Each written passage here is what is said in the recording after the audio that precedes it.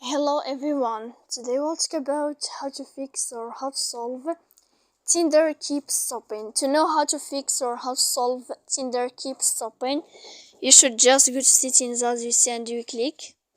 After that, in this page we go to apps, default apps, app settings.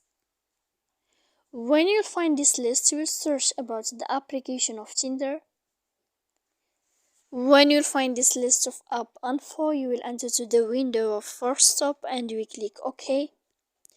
Here we'll go to click storage. After that we click clear cache and then we go to click clear data. When you will end all these steps, then you can know how to fix your problem on Tinder. So please don't forget to support us by like and subscribe. See you next time in another video, and thank you for your attention and your watching.